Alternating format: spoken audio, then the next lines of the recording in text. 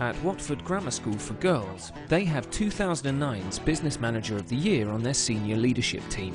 He's called Stephen Morales, and he's had many fresh ideas to sweat the assets at his school. I think the school business manager role is perhaps a little bit misunderstood. And what I hope to bring to the table is a set of skills and experience which allow a school to benefit from commercial activity. If you walk around the school now, it looks totally different to when before I had a business manager. We've got new lighting, we've got safety doors, we've got a totally different way of looking at the eating facilities. Hi, can I have a cup of tea please? Sure. We're in the food factory. Now the food factory is an initiative that I undertook as a business manager about 3 years ago.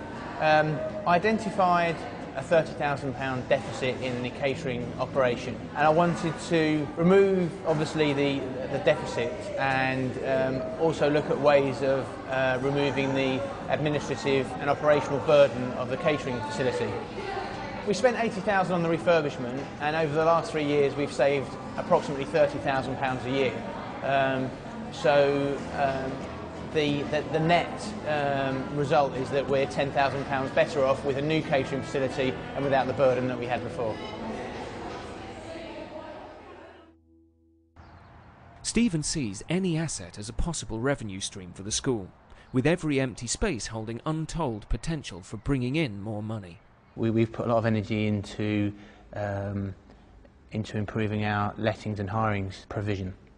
We have developed a commercial fitness facility.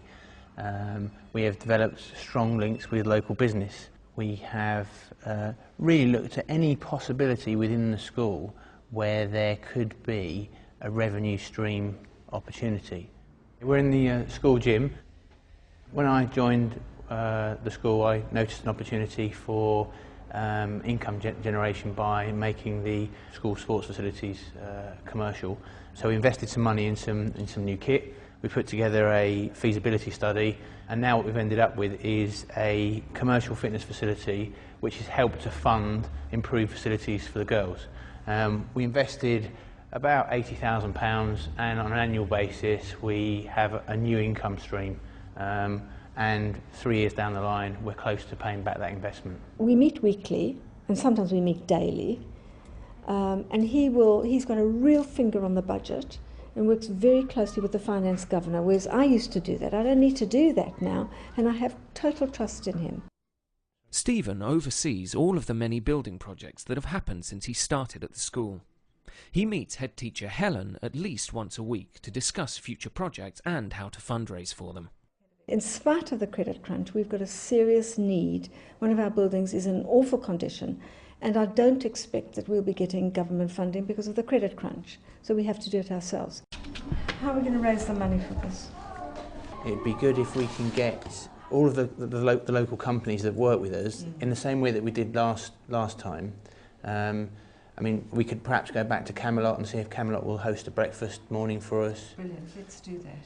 What about a launch, a proper launch like we did with the maths building, where we invited everybody in? And for the refurbishment of this old building, Stephen is drawing on the experience of recently doing up the maths block, a project which he achieved while making serious financial savings. 42.75. Where's your first decimal place? It's a 7, isn't it? We're in the Maths and ICT building. We started off with £500,000 in the bank. The project in its entirety was going to cost us 1.3 million, which meant £800,000 that we needed to raise over the course of a 12-month period. We did that through a variety of activities, some bid writing, encouraging parental donations. Parents were encouraged to purchase bricks, and there's an example. A local company donated £10,000, an engineering company that was dedicated to encouraging girls to embark on maths careers. So the combination of those activities eventually led us to the 1.3 million target, and we completed on budget, on time, and as you can see, we're operational. If I ask you to draw a circle, what do I tell you? The radius, so that you know. Ultimately, what we're trying to do is improve opportunities for teaching and learning. My role is to facilitate change and improvements which will enhance that. Income generation, the raising of funds, capital projects are just a means to an end. Improved facilities mean a better working environment for teachers and improved facilities for the pupils. Because he's a creative thinker and a strategic thinker, we can do it together. Stephen has saved me a lot of time. I can do real creative thinking now.